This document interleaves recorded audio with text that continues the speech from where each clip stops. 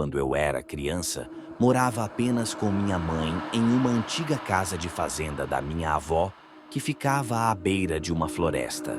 A casa, com 3 andares, era afastada da estrada e tinha uma longa e escura entrada de cascalho, o que fazia com que parecesse ainda mais isolada, especialmente à noite. A área estava desabitada há 3 décadas antes de nos mudarmos e não tinha nenhuma outra casa por perto. Às vezes eu era uma criança rebelde e quando minha mãe saía para trabalhar, eu costumava pular o dia de aula para ficar sozinho em casa. O lugar tinha uma atmosfera vazia e solitária, então eu preferia brincar na floresta ao redor. A uma boa distância dali, havia um pinheiro tombado que tinha se apoiado em outro tronco, formando um arco sobre o chão. Eu adorava escalar essa árvore e subir até um ponto alto. Nunca cheguei ao topo, pois era íngreme demais, e eu sempre acabava assustado com a altura. Certa vez, enquanto estava lá, ouvindo os pássaros e sentindo o sol, fui surpreendido por uma voz vinda de baixo que me paralisou. Ei, garoto! O medo me tomou, e quando olhei para baixo não vi ninguém. Senti a presença, mas ainda assim tentei me convencer de que era imaginação minha, até que a voz se fez ouvir novamente, mais alta. Eu sei que você pode me ouvir. Meu coração disparou e segurei-me à árvore. Permaneci ali tentando controlar o pânico, enquanto o som ao redor parecia diminuir, exceto pelo leve ruído de uma respiração humana. Tremendo, olhei novamente e não tinha ninguém. Mas de repente ouvi um grito estridente. Desce aqui ou eu vou subir. Soltei-me da árvore, despencando, mas consegui me agarrar a um galho, escapando de cair. Subi até o topo do tronco caído e fiquei lá, apavorado, até que minha mãe me encontrou. Depois desse episódio, me mantive afastado daquela árvore e da floresta. Outro episódio estranho aconteceu algum tempo depois, quando fui pegar lenha. Era noite e uma névoa espessa envolvia o lugar, deixando-me desorientado. Em meio à neblina, encontrei um pedaço de papel rosa com uma seta verde, o que me deu a esperança de ser uma marca feita por minha mãe, para que eu não me perdesse. No entanto, mais adiante, encontrei outra nota, agora com uma seta apontando para cima e uma palavra aqui. Comecei a seguir as setas, apesar de sentir o medo aumentar. Segui as setas por algum tempo, até me deparar com uma mensagem que fez gelar todo o meu corpo. Meu nome estava escrito em letras grandes no tronco de uma árvore. Assustado, corri pela floresta, tropeçando em galhos e pedras até finalmente encontrar o caminho de volta para casa. Embora eu, obviamente, nunca tenha sido um garoto popular, por morar longe no interior, na direção oposta de todos os outros na minha escola, fiz alguns amigos próximos no meu primeiro ano do ensino médio. Uma dessas amigas, Amanda, me convidou para passar uma noite e eu aceitei.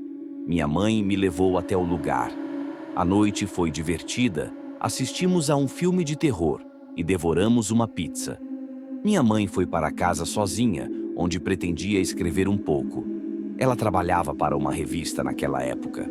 Era quase meia-noite quando recebi uma mensagem da minha mãe em letras maiúsculas. Isso é uma pegadinha. Eu preciso saber imediatamente. Achando estranho, respondi. Calma, como assim pegadinha? Ela respondeu. Aqui na casa. Claro que respondi não, embora eu estivesse achando isso muito estranho. Não recebi outra mensagem até por volta das 3 da manhã, quando ela me disse para ir para a casa da minha avó de manhã, e não, de forma alguma, ir para a nossa casa. Lembro-me daquelas fortes chuvas no dia em que fui para a casa da minha avó e de como eu estava terrivelmente encharcado quando finalmente cheguei lá. Ela morava muito longe e eu tive que lutar contra a tentação de ir para casa e deixar minhas malas. Mas as mensagens perturbadoras da minha mãe na noite passada foram um aviso suficiente para não fazer isso. Quando cheguei, minha mãe e a vovó estavam almoçando. No início, minha mãe parecia estar em algum tipo de estado de choque. Em um momento, ela até jogou um pequeno copo no chão depois de estremecer com o gato roçando em seus tornozelos. Só mais tarde, naquela noite, quando minha avó estava dormindo, ela me contou o que aconteceu e me proibiu de contar à vovó, por medo de que isso horrorizasse ela. Foi o que aconteceu naquela noite em que eu estava na casa de Amanda, conforme ela relatou com detalhes. Minha mãe estava sentada na sala de estar do primeiro andar, acomodada no sofá próximo à lareira, de onde podia observar o pôr do sol pelas janelas com as cortinas abertas. Ela revisou seu último rascunho quando começou a ouvir um leve som de batidas. No início, era tão fraco que quase passou despercebido, mas depois de um tempo, aquele barulho repetitivo começou a irritar. Quando se aproximou para investigar, viu mariposas grandes e marrons, o tipo que sempre aparecia por lá, batendo freneticamente contra o vidro da janela. Assumindo que aquele era o motivo do ruído, voltou ao trabalho. Foi quando os ruídos começaram a ficar mais agudos e altos, que ela prestou mais atenção e viu que pedras estavam sendo atiradas na janela da escuridão total da orla da floresta. Ela as via surgir das sombras do arbusto e então ricochetear na janela. Olhando cuidadosamente, ela podia ver pequenas rachaduras de onde algumas pedras tinham batido. Ela tentou espiar na escuridão da floresta e então, com um choque assustador, ela pulou para trás da janela quando viu uma figura que parecia comigo, mas que estava parada e sorrindo, com os olhos arregalados e o rosto distorcido. Ela mal abafou um grito ao ver aquela criatura parecida com seu filho parada ali, apenas olhando e sorrindo. A figura não só não se moveu nem piscou, como estava parada perto de um dos pinheiros mais próximos, longe de onde as pedras estavam sendo arremessadas.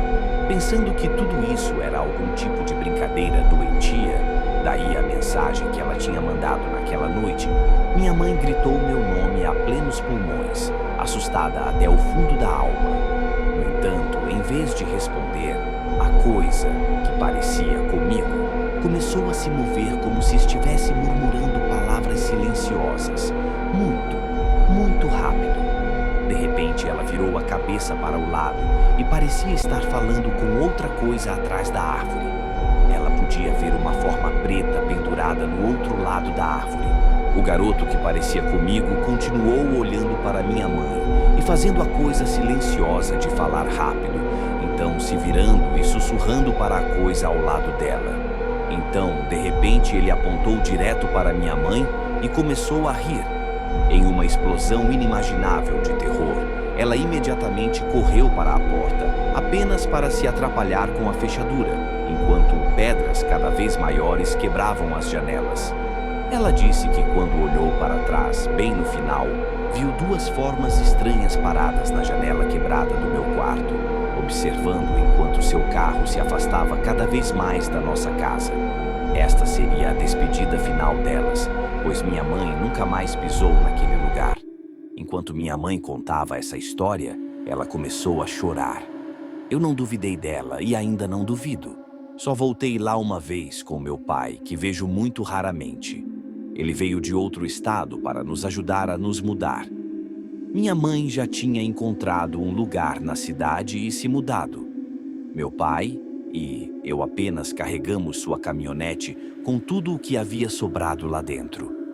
Era uma manhã silenciosa e ensolarada quando arrumamos todas as coisas e esvaziamos o lugar.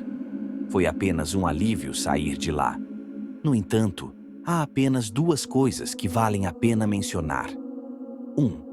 Quando verificamos a casa em busca de sinais de intrusos, descobrimos que várias janelas, incluindo uma no meu quarto e na cozinha, estavam quebradas e havia pedras no chão. 2. Meu pai saiu um pouco para as árvores para se aliviar. E quando voltou, perguntou há quanto tempo tínhamos o balanço. Nem preciso dizer que nunca tivemos um balanço, então fiquei bastante perturbado ao descobrir que na semana desde que saímos, alguém tinha montado um balanço de corda em um dos galhos mais altos do velho pinheiro, contra o qual estava o tronco caído, que eu tinha parado de escalar muitos anos atrás. Era obviamente uma corda nova e um assento de madeira bem polido e lixado na base. Meu pai, querendo manter minha mente longe dos eventos recentes, ele duvidava do caso e achava que minha mãe era mentalmente instável. Eu disse que um vizinho provavelmente o armou, sem perceber que era em nossa propriedade. Claro que ele sabia tão bem quanto eu que não tínhamos literalmente vizinhos por pelo menos uns 4 quilômetros em qualquer direção. Não havia casas em todo aquele espaço e nunca, em meu tempo morando lá, vi qualquer outro sinal de habitação humana.